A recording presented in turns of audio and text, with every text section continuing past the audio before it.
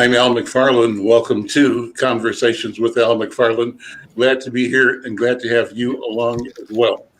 Tuesday, and it's time for reparations, time to pay up. What a wonderful message. Our own Sounds of Blackness. We've been using that as a theme for the past several weeks. I think we'll just continue using that.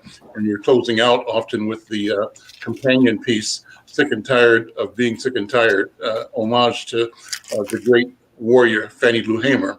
A wonderful song, a wonderful message by our friend Gary Dennis Hines and the Sounds of Blackness. Well, today I'm pleased to bring guests that have information about an important topic, an important subject for us. Lori Hill is a case manager with Hope community in Minneapolis, and I believe she's backstage or will be joining the program momentarily, along with her, Delina Harper. And if you are there, or Kelvin, if they are in the studio, please bring them on screen. I want to begin by saying thanks to KFAI for allowing Conversations with Al McFarlane to continue this programming remotely as we have since the pandemic began. And the beauty of it is that the remote works, that not only are we presenting quality radio, quality interviews to you, but we're using technology, in this case Zoom, or we use StreamYard, to connect people both from around the community and often from around the world. And so that's the power of the idea, the power of this capacity to communicate, to bring people together. We call it making the local global, or making the global local. What do you mean? You know, the idea is that at the end of the day, our experiences anywhere on the planet are roughly similar. We wake up, right? We go to work, we come home, and we try to relax, and we do it again the next day. And life is a variation on that theme for every human being, I believe. And the more that we can see what we do as something that every other human being does, the more we can connect and feel both pride or, the challenge that our neighbors, our friends, that people that aren't like us feel, because ultimately we're all the same. They are like us. So that's what this show does for me. It lets me connect with people from around the city and around the country and actually around the world, and talk about what unites us, what makes us one and the same or connected to each other. So I see I'm being joined now by Delina Harper, and Delina Harper is a supervisor at Hope Community, and I believe along with her is Lori Hill.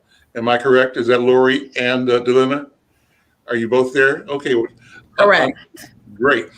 In your description, put both of your names in so that people who are watching can see both of your names. And also, let me introduce you both to Brenda Lyle Gray. Brenda Lyle Gray is on my team. She's a writer for columnist for Insight News, and writes these stories. And one of the reasons that this conversation is happening is that we know that the Hope organization is moving on a 20th anniversary. So we're beginning a conversation that should lead to our support of your celebration of the phenomenal work you do in helping people address the question of homelessness, of being somewhere where there's care and caring, and where there is support, particularly in times like this. So first of all, welcome to Conversations with Al McFarlane. Hi, good afternoon. I'm excited. Thank you for inviting me. I'm Lori Hill, and my director. I'm Delina Harper. Thank you for having us. Great. Well, thank you both for agreeing to do the conversation. Let me start with, Hope 101. Let's tell people about the organization, who you are, where you are, what you do, and how you address and support people who may be looking at homelessness. How do you create an opportunity for people to advance and grow individually, and therefore help our community? Go ahead, Lori. Well, I love that I work with the organization that does this, Salvation Army, and our program has over 96 units here of studio type apartments People can come and apply for a market rate apartment. And we also work with different programs, COC, Continuum of Care, and with the HIV/AIDS community. And we're just really a diverse community here. We're on our own little island. We have a garden in the back, and we have different activities and events that we provide, as well as counseling and social services. So I'm just happy to be a part of it. And yeah, this is our 20th year celebration, and we'll get back to you with our team that promotes that, and they'll talk to you more about another day. And we want to be a part of that. We think the work that you do is extremely important. We know that you are extremely successful in meeting the critical need in our community. So I want to, on behalf of the entire community, thank you for your service, your leadership, and the compassion you bring to enable people to live lives with dignity and to pull themselves together. But let me talk about you personally. Well, before I do that, we didn't give the address, did we, of the organization? Describe the physical location. You said you've got 90-something units. Tell me more about the proposition, why the organization exists, and what the mission is. So the mission, we are through the Salvation Army, and we walk with people on their journey through life, like you said, with dignity. And our mission is we preach the gospel of Jesus Christ without discrimination. So just because we are a church, people who work here or people who receive services here do not have to ascribe to any faith at all. The people that we serve, a lot of them come here broken, and we just walk with them and love them through their journey back to life, kind of breathing life back into them, because a lot of times the people that we serve, they struggle with stereotypes and being stigmatized and whatnot because of the disabilities or their experiences alone.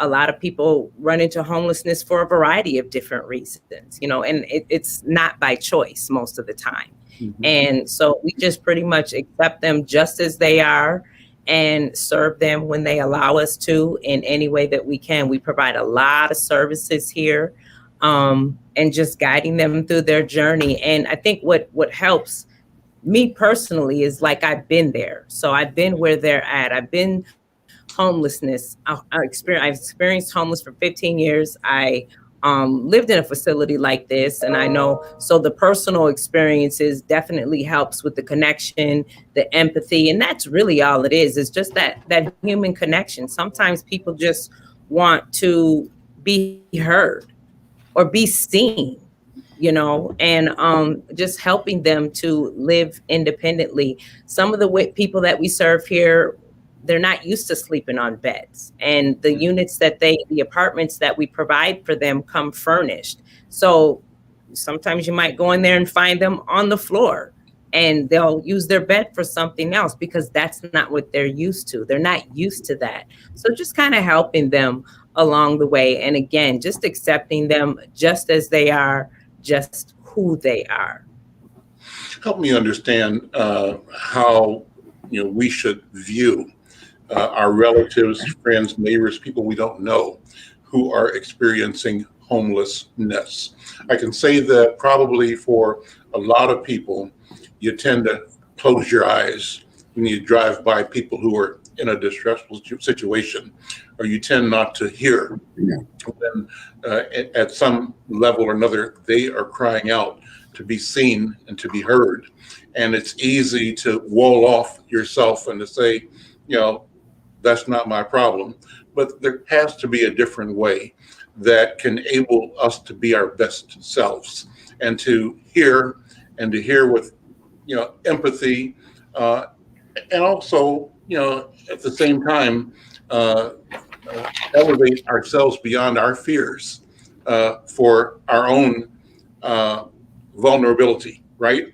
What do you think? Right, yes. I'm picking something out just for you to respond to and throw back at me. This is about a conversation. I'm so glad to have this conversation with you, and I really thank you for what you're doing and what you're saying as well. Go ahead. Well, in the work that I've done, I have not been homeless, but I could have been multiple times due to my lifestyle. And I believe that I was lucky. Sometimes it's luck. And within that, I found the grace of God. And I was able to understand the nature of my wrongs and the things I was doing to affect my life and to affect my situation. And in that learning, I've learned to help others because whatever I learned along the way, whatever social service I used, or going to college, especially at middle age, anything I've learned, I bring into the work that I do. Even in my sales earlier, it just taught me how to not take no for an answer, like Delina and I were talking about. When we're really going for something that's important and something that's going to universally help people, we don't like to accept no for an answer. We really do try and commit our lives now to the work. I believe that is driven by my spirit, and that's how I learned because I've been in multiple situations. And I did give you a little synopsis of my work, and I'm very proud of housing that many people. And I would often go back and see how they're doing. So, to my surprise, to see so many still housed. I went back one time, I had a sex offender I was working with, and he's now a family man. And he just couldn't get housing. I put him into a room for rent. And 8 years later, I revisited him and was able to house he and his family. So it's like you go back and you pick people up. If you see them on the streets, you may be judgmental, but we all eat, sleep, pray, you know, the same way. So just look at them as they're somebody's brother, somebody's sister, somebody's mother. And if you can't help, give them a number, give them a card, tell them where they can go. I know for Well, me, I think it's really about getting out of my comfort zone, because mhm, when I'm avoiding something, I'm comfortable. And I think as a human being in a community, we all need to get out of our comfort zone and acknowledge things that make us feel uncomfortable. Because usually we avoid something because we feel uncomfortable with it. And I think it's really important for us to get out of our comfort zone and recognize that we all need each other. We're all children of the universe, God, whatever faith you want to believe in, and we only exist because of connection. So that connection is important.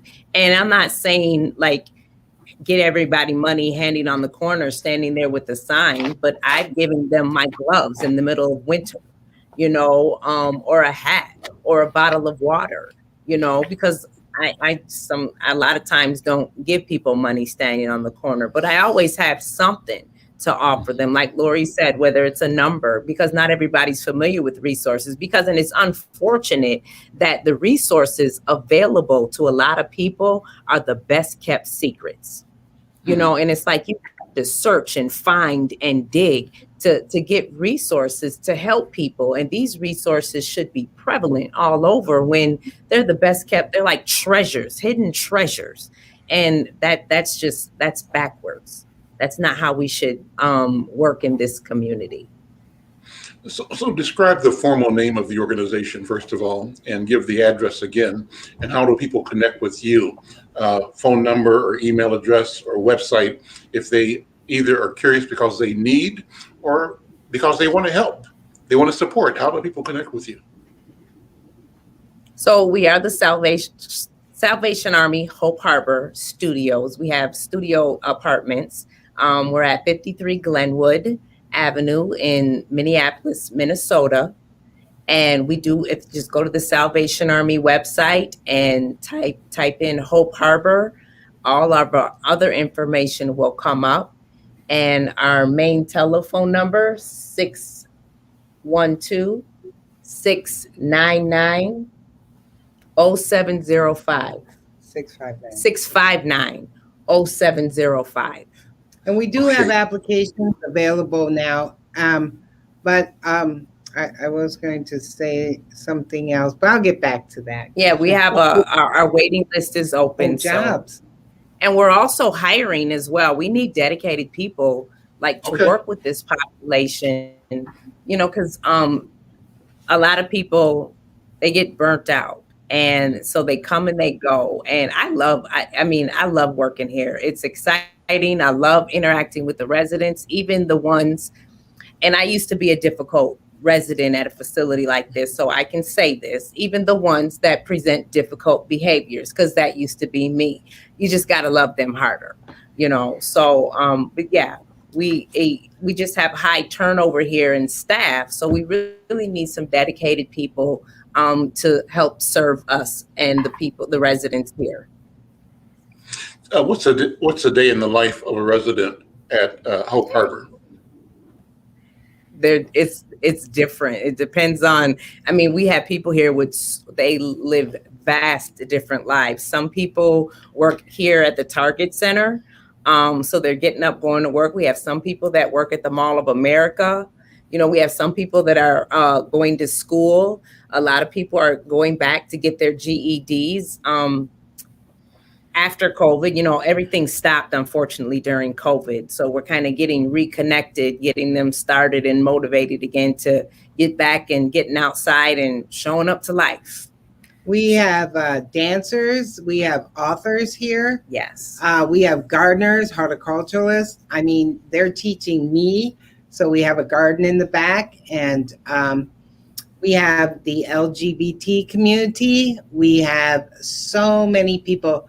And today we're going to the movies. So we're finally getting out. We have wonderful transportation. We have beautiful vans that we use. And we just been through a heck of a time with COVID.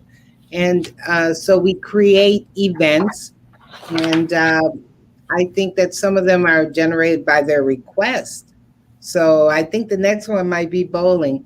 But it's just what you do every day, what anyone does. And then we do have people struggling with mental health, with hoarding, with substance abuse. And we try and open up just to be available to that community if necessary. So I think we have a lot of great building blocks here. And hopefully this is a step for them. But if they want to live here, one of our oldest residents had passed away, and he was here since the beginning. So we have people that are long lifers here. I'm Al McFarlane. This is Conversations with Al McFarlane. My guests, Delena Harper and Lori Hill. They're staff people, leaders over at Hope Community. It's a residence on Glenwood Avenue in North Minneapolis, just off of downtown, actually. And we're talking about their response in terms of their organization to the crisis that people experience as homelessness. And they've got a wonderful resource that we're talking about today. Lori, I think when we talked earlier today, you talked about the particularly difficult impact that COVID-19 had on your organization, and that you actually had some numbers of the staff affected by it. Tell me about this past year. What has COVID-19 done for Hope, first of all, Hope Harbor, but then put in words, if you can, Lori and Delena, words that help us understand how COVID-19 affected the homeless population, at-risk populations, if you can. Lori, go ahead. We can absolutely go with focus on the homeless population. Our entity we work for, they'll have to work with you on the rest of the story. But in dealing with anyone with COVID, there were all kinds of scares, not only in the individuals that live here, but in anyone working in an essential workers position. And that's what we are. We're essential workers. We have to show up no matter what. And that could be in a lot of positions, like the Target stores, the Walmarts, the grocery stores. They all had to keep showing up. And we did the same. We did the same for our community, as well as our families. So I just want to say that I'm glad to be here and be able to have lived through it. I think that people should consider the vaccine. If they're not, then that's definitely up to them. I know our community, as people of color, have different feelings about the medical services, police, all different things. But I think we've survived it very well here. And in our personal lives, I believe that we've come over, and I just feel a covering of God. And I think everybody's going to move forward well. But just get educated. Anything you need to know about, if it's the vaccine, if it's homelessness, please educate yourself and put yourself in a position to help. That's really what it takes, is all of us to help. We did have one staff member who died of COVID, Mm, unfortunately.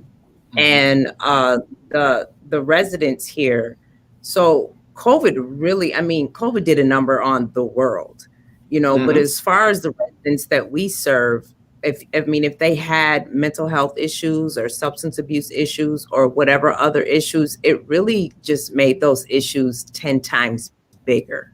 And then with everything, all the outside entities closing down, we became like the counselors, the everything, and then we needed to take care of ourselves as well, Right. because as staff and human beings, we have our own issues that we're dealing with COVID.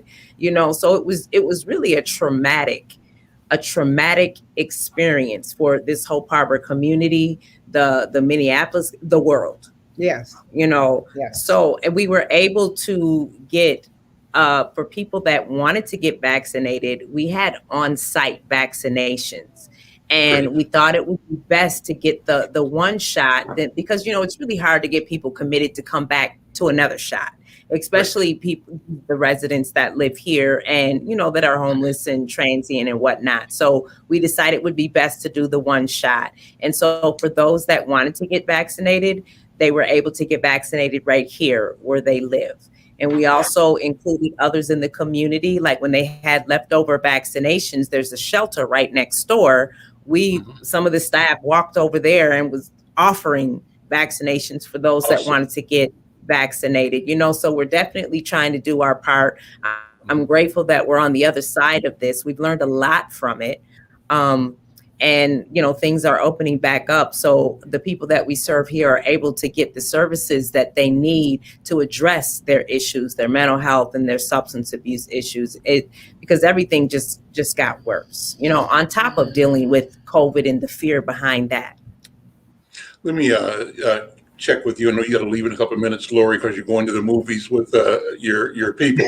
But before you go, and Dell, can I call you Dell or that's my Dell? favorite part of the I job. want you to hang out for a minute more with me because I want to talk about your book. You are an author, right? And if you're okay with that, I want to talk about your book, promote Yeah. it. Okay. But Dell, I wanted to talk to you briefly as we talked earlier. Your family and my family are connected. When I first moved to Twin Cities from Yes, Worthington, Minnesota, my dad told me to connect with, I think, your uncle, maybe, or your husband's uncle, right? Or your uncle, my uncle Arredondo. Yes, Arredondo. So you're in Aaron. Arredondo. So you Yes, are part of a legacy powerhouse family, and I just want to tip my hat to you and tell you it thanks. wasn't always like that. Well, talk about the Um, family. I mean, what I love is talking about our families, and because we're all trying to make this thing work. So talk about your family in ways that you feel good about. well, I love my family. I'm biracial. I have all types of communities I identify with. The name comes from the conquistadors. And so that's one part of it. We're also African American and out of Texas. So my family originated in gosh, all of a sudden I can't think of it. Small community in Texas, Rockwall, Texas, and went up through Arkansas, Oklahoma, here to Minnesota. My mom and dad met at a community dance, and they got married and had babies in the 60s. It was quite difficult then. My father is Booker. People know him in the community as Booker, but his name was John Booker. And my brother's name is John. And my father fell into a different sort of life because Lake Street used to be a large community for I think it was X-rated movies and dancers and prostitution. And my father worked at the car wash, while my mother was a mail girl at Cargill. So as you can see, their lives took a couple different trajectories. My father ended up getting convicted for white slavery back then.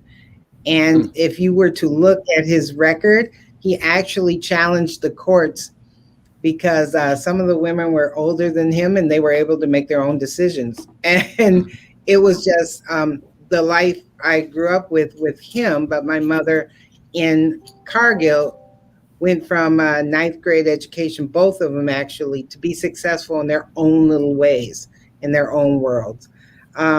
So I had quite a relationship with both of them. I had good and bad. I learned a lot from both of them. And especially with my dad having the freedoms that he had, he also had the incarceration.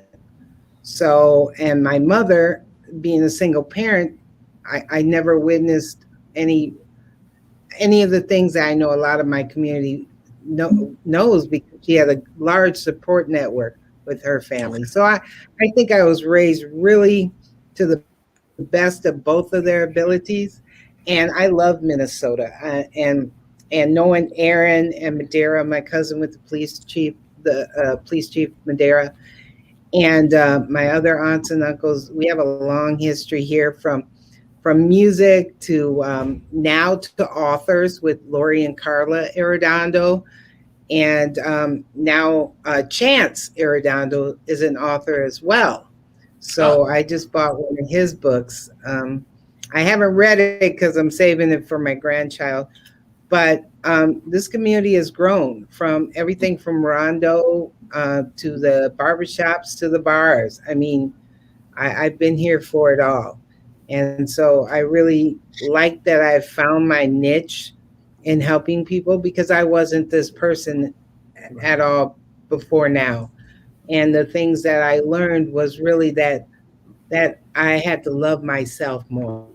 I just really had to figure out who I was, regardless of dad, mom, or anyone else. And we had the crack epidemic in the 80s, which I suffered through. And so a lot of these things, we can pull ourselves up. My grandma would say, by the bootstraps, and just get on with your life. So I'm a forward thinker. I think about the future, and I've raised a daughter of my own, and I have 2 grandchildren. And my husband, Peter Hill, he's a musician. You say you might have met him, and he just recently retired from years of working for the county. So I have a good life. I thank God for my life, and I really thank God for the position he's put me in. Let me tell you what I see looking at you and talking to you, Lori. I see brilliance. I see a brilliant light, energy, power. I love those pats on the back, but thank you. I see the sun in you.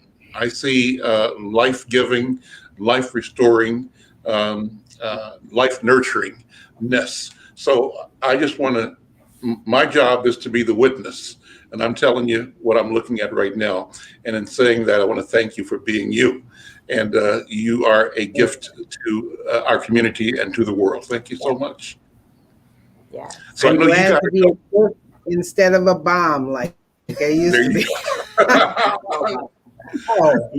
So I'm going to go, and you and I will talk again. Yes. Nice to meet you, Miss Gray. Nice to, I haven't heard your voice yet. So Brenda and I were in kindergarten together in Kansas City. Oh, okay. Oh, wow. Kindergarten class when we were 5 years old, so we go back a ways. Oh, that's Quite a few wonderful. years. Thank you. So I'm going to exit stage left. Okay. All right. Thank you. Thank you, Lori. So Delina, let me, You're yeah, going to be right back. Yes. Oh, I'll tell. yeah. So I'm going Okay. to talk to Delina. Thank you. And then who's going to join us in a couple of minutes, I hope. I'll talk to Kelvin. Kelvin's engineering the program. As soon as Phil McFarlane jumps in, just bring him on screen, Kelvin, and we'll expand the conversation. Delina, Kelvin, not Kelvin, but Phil McFarlane is my cousin. He's in Kingston, Jamaica, and is a musician. Okay. And so I've asked him to jump on the call for a few minutes just to talk about what he's doing musically. His band is going to be coming to Minneapolis in July, sort of a North American or U.S. tour. And we often use his music for theme and parts of the show. So probably in a minute or two, we'll cue up one of his songs and play one of his videos, and hopefully he'll be with us for the balance of the program. But I want to talk about you because I saw in a note that Lori sent me over about you, and I was fascinated by it. And if you're up for talking about it, I'm sure you are. You are a licensed social worker with a master's degree, and you've got a book. The book is called God's Teardrop, My Journey of Healing from Addiction and Prostitution. And the note I got says, Delina barely survived from one day to the next until, in her words, she became spiritually bankrupt. Delina held on dearly to her values, but was not living them. When she finally bottomed out spiritually, she managed to find that hope and light others had seen in her. From then on, the roller coaster became more like a bullet train, not without its curves, with a clear direction led by her heart. Wow. That's a powerful description. Tell me about you and tell me about that book. And thank you for being here, first of all. Thank you so much. Thank you for having Lori sprung this on me today. And I'm like, I'll make some time, because I love Lori. She's amazing. So I am a recovering addict, and I did a lot of things to get the drugs of choice. I wasn't the type of person at first to hurt other people, so I hurt myself by ways of prostitution. But pretty much anything that got in the way of me getting high had to go. I was caught up in the grips of addiction, and that could be a very tumultuous lifestyle. My parents, I grew up in the suburbs. They're still married to this day. I take care of my father, but my mother's in a home with her dementia, and they instilled morals and values in me. But I still ended up making the decision to do some experiment with drugs, and that I don't know when I crossed the line as to when I stopped using the drugs and they started using me, but it got to a point where I couldn't even stop when I wanted to. And I traveled all over the country with truck drivers. I was a lot lizard. That's a truck stop prostitute. That's what I did. And and I can say it so nonchalantly like that because I've accepted the stuff that I've done. I hate that I hurt a lot of people on the way, on my journey, but I can't go back and change the past. All I can do now moving forward is to behave differently, live my life differently, and I know when I was caught up in the wilderness, I used to always read my Bible in the midst of getting high, and people would tell me I'm going to hell for that. And I would tell them this is when I need God the most, and I've really relied on that. Even when I was doing wrong in the midst of my sin, I'm reading my Bible, and I really believe that's what brought me out eventually, 15 to 20 years later. I did that. I've been homeless all over the country, in and out of jails and prisons, almost killed quite a few times. And it was just a crazy lifestyle. And that was what my book is about but everything that I went through, I would not be the person that I am today had I not had those experiences. I wouldn't be the person that's able to show up continuously to serve the residents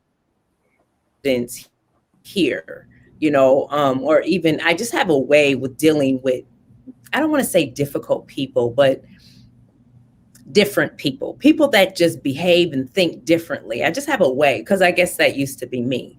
I know how to connect with a lot of different people and touch them in that dark spot and kind of show them the light. I don't bring them to the light, but show them. And that's that hope.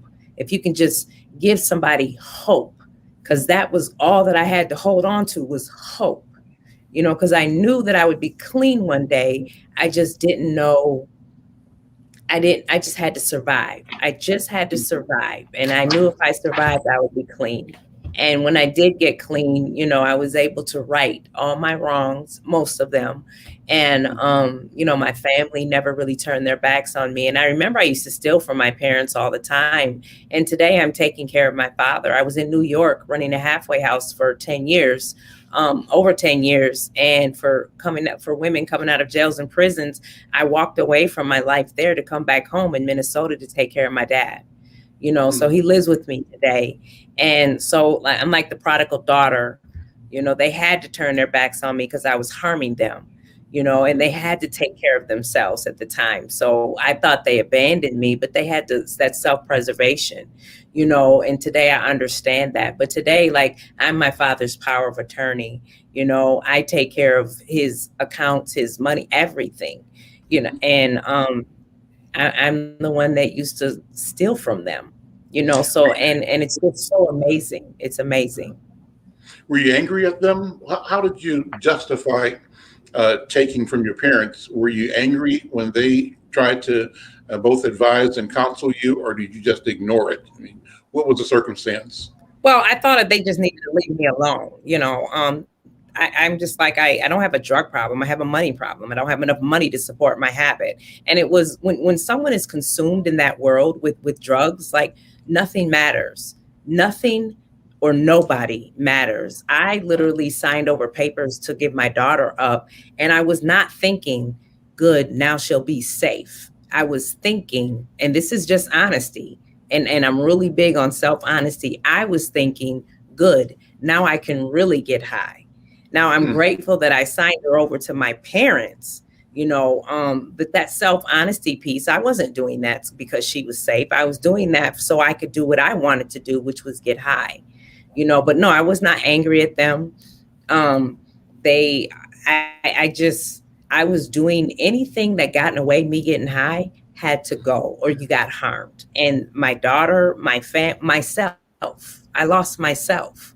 I'm not talking about the material things. I'm talking about the dignity, the self-respect. Just Delina, I lost who Delina was, because the streets, I learned a whole new code of ethics, and those values that my parents instilled in me went out the back window. And it was like do or die, survival of the fittest out there in those streets, and because you can't be kind-hearted and honest and loving and caring out. You can, but I mean, I was already naive when I first got out there, so, but so to answer your question, I was not angry at them. I was just consumed with that the drugs meant everything to me. And it's like it was this dark power over me, a power that was greater than myself, over me, like dictating to me what to do. Take the mortgage money, help them look for it, take the car. Your mom has to go to work at 6 a.m. in the morning, but it's okay. You can miss a day because I have the car, so things like that, just causing havoc through my family. Like I had held them emotionally hostage in their own home because of the things that I've done. You said you knew that you'd eventually get clean, and you had to simply survive until that day came. When did it come? How did it come? And how did you recognize it when it came?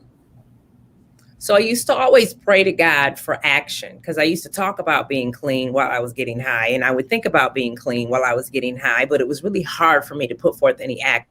Every time I said I wasn't going to get high today, somebody would always come with some free stuff or something would always happen. Plus, I was living in a crack house, so it's kind of hard to say no when you're living in a crack house.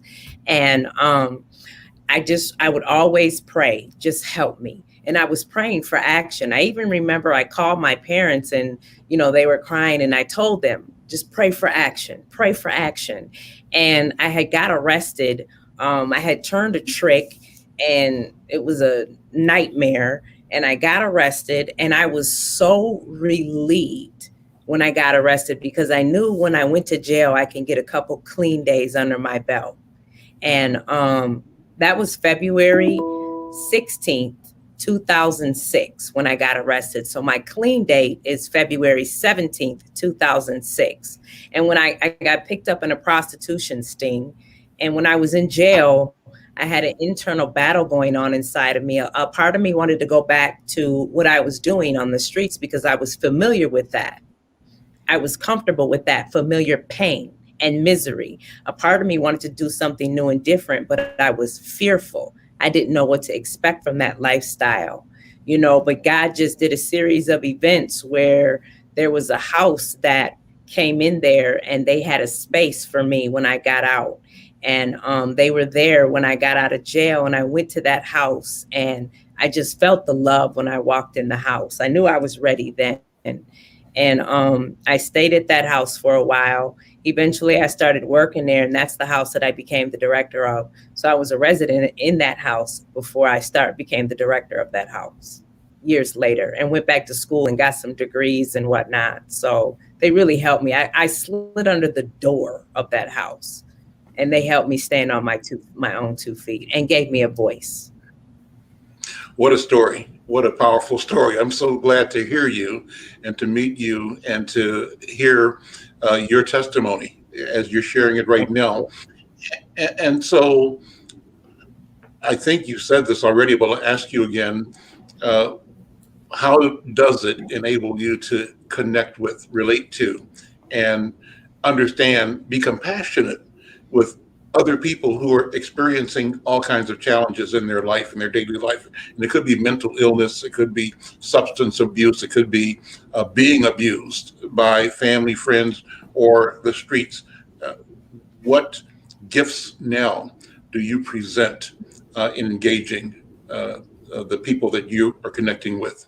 Is that a proper question? Yes.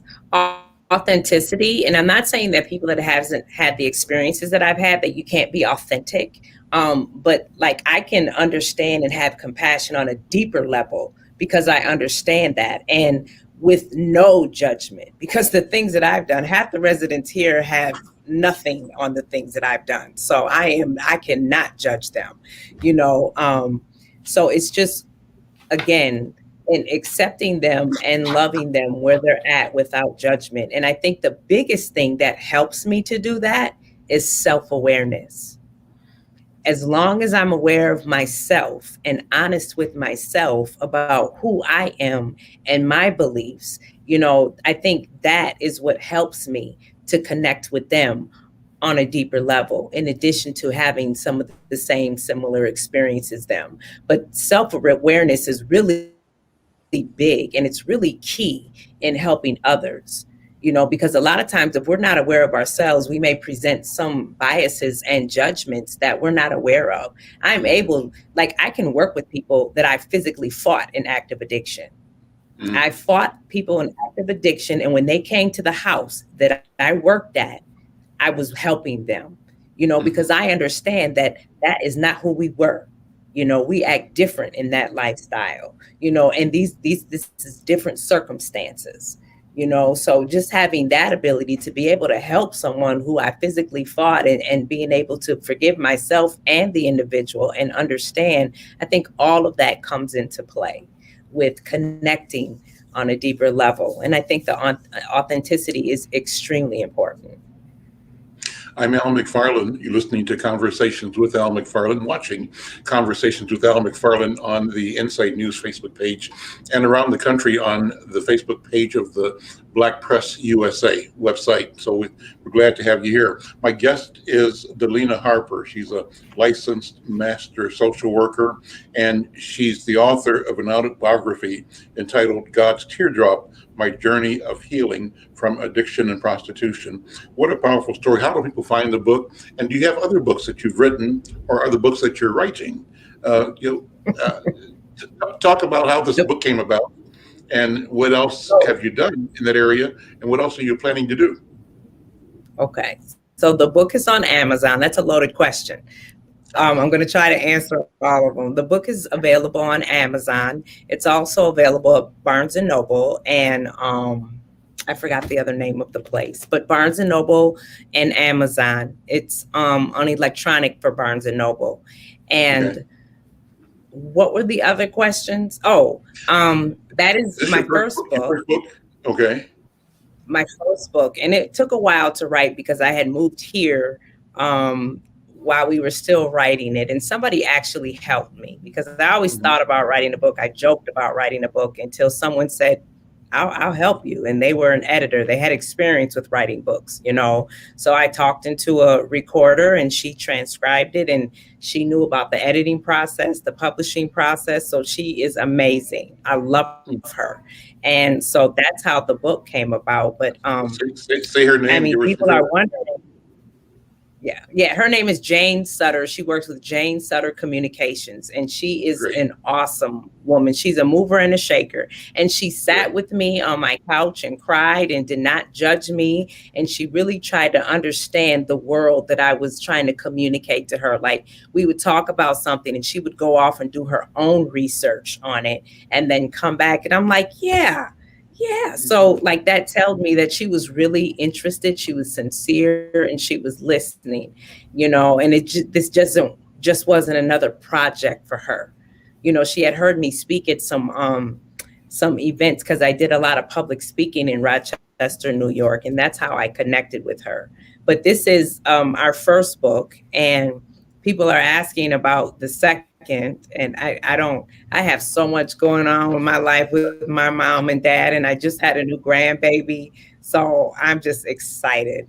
And I don't know what's to come as far as writing, but I'm just really trying to live my best life. And I started working here with Lori in October, and it was just me and Lori after the other staff died. We were like short 4 or 5 staff, and I wouldn't want to be on a sinking ship with a better group of people. Lori is amazing.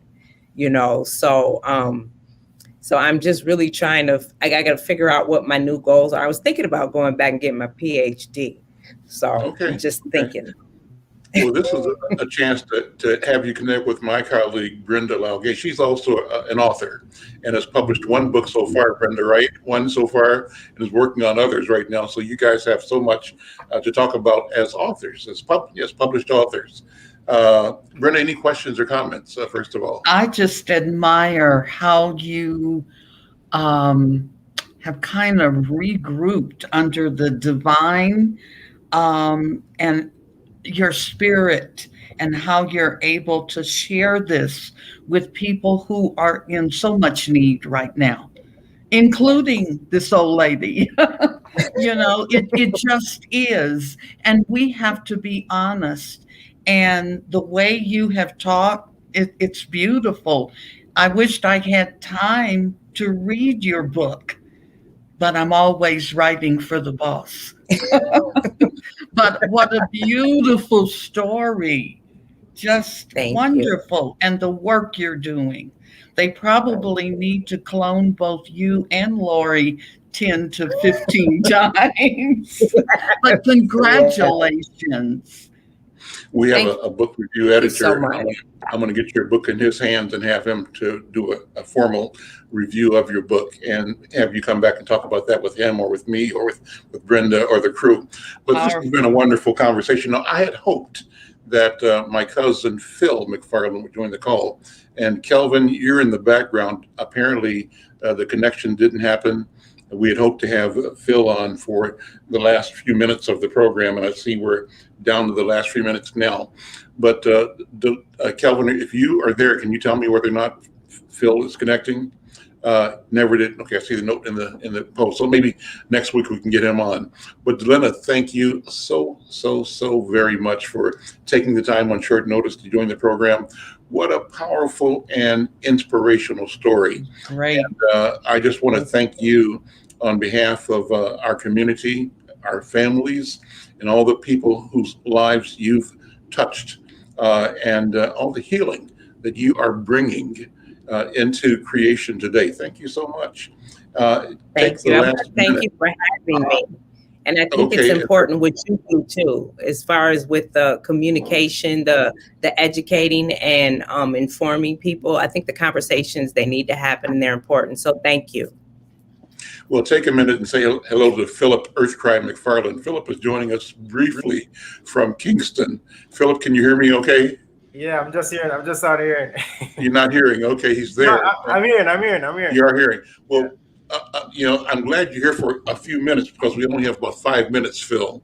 We've had a wonderful conversation about the work that Delena Harper is doing in providing a shelter, a home for people who have various challenges here in downtown Minneapolis. And I told them that you'd be joining the program for a quick second at the end. And I wanted you to take a minute to talk about your tour coming up of the U.S. and when you're going to be in Minnesota. And Phil and I, when we get on the phone, we try to talk about political stuff and talk about morality, about ethics, about business, and about change. And I think Phil has, in many ways, the same approach and spirit that I have, and that's a willingness to challenge the powers that be and to speak our own truth into existence. Phil, take a minute, first of all, to say about your tour coming up. And since we're late getting on, you got to come back next week, okay? All right, cool, no problem. Well, as we starting our tour next week, but we'll be in Minneapolis the 29th. The 29th. No, the 30th. Of July. Yeah, of July. Pimento. On 26th and Nicollet, Pimento, which is a Jamaican food establishment and restaurant. Yeah. I know this all. You were? Okay. Yeah, and there's always good vibes, in Minneapolis. The fan base there is always strong. So, we have a new set. We're bringing a special guest from Jamaica also. So, you guys can come on out and, enjoy, spread the word, We need the support. But, this tour is more like a celebration of, after being on a lockdown for over a year, not being able to perform or anything like this. So we just want to put some smiles on the faces, you know what I mean? And so I hope you guys come out, especially a year of so much things happening, especially in your city. You guys not just have a pandemic, but you guys have demonstrations. You guys have the spotlight was on your city for a good while. So especially in a time where we have so much tensions politically, racially, and then the pandemic and stuff like that. We need some good vibes. So come on out and So we got 2 minutes, Phil. Let me put you on the spot and ask you to, within 90 seconds, talk about the mission and the vision of Earthcry. Why do you exist? What are you here for? Well, I mean, when we started out just to play music. But, when we come from a country like we are from a third world country where, we have so much issues that stem from bad policies and bad governance, you know what I mean? And then when we started to travel, we realized that it's not just we alone face that bad government. It's even first world countries like your country, in Haiti, in Africa, in Europe, there's always corruption everywhere. And one of the things what we tend to do is not to pick sides, because it's easy to pick sides when it comes on to race or political, but to look at what's the real issue. And most times, as we travel across the world, the issues will vary. You know what I mean? So in Minneapolis, the issue might be different from the issue that the people in Haiti face, or people in Texas face, or people in Italy face. and it's always, it's funny if you're only in that one box, you only see one problem and one issue. But when we see it from a broad perspective, realize that the whole world, most of us want the same thing, but we have been compromised by either our values that we're raised on, our political beliefs, our religious beliefs, and that kind of compromise things and kind of have us sometimes tunnel vision in one thing, but not realizing the issues real deep. Phil, we're out of time. But this is a teaser. Donna, thank you. And from the Kelvin, if you're there, drop some Earth Cry out to close the show. All right.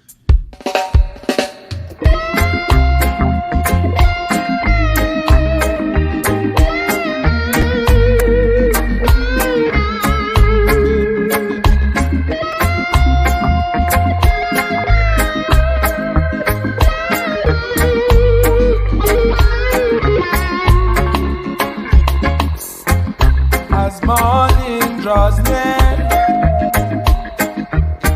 I rise and say my prayer.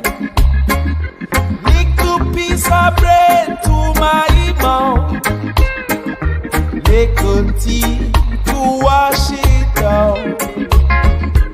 It's my daily tribulation, even though I'm a working man. I work so hard to make ends meet, with one suit and one shoe to my feet. The days are getting so hard, but I got to keep on pushing on this 9 to 5, working to stay alive.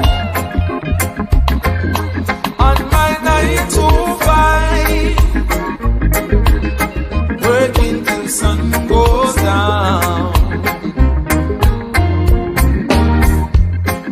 As the sun sets in the west,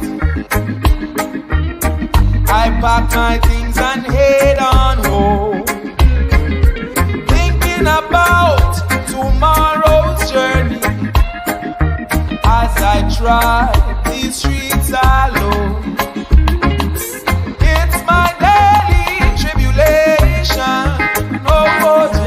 Searching for liberation, got to step out of Babylon, take a step to Mount Zion. Days are getting so hard,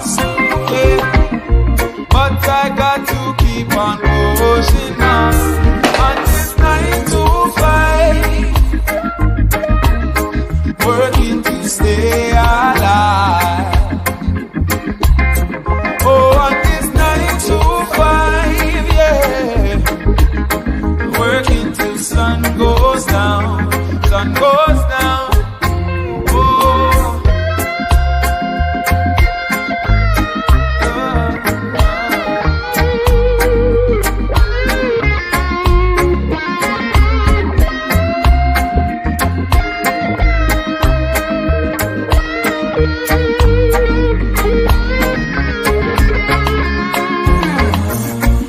Days are getting so hard,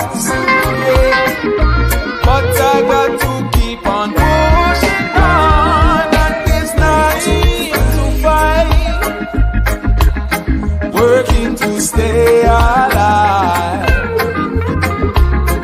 Oh, on this 9 to 5, working till sun goes down, sun goes down, sun goes.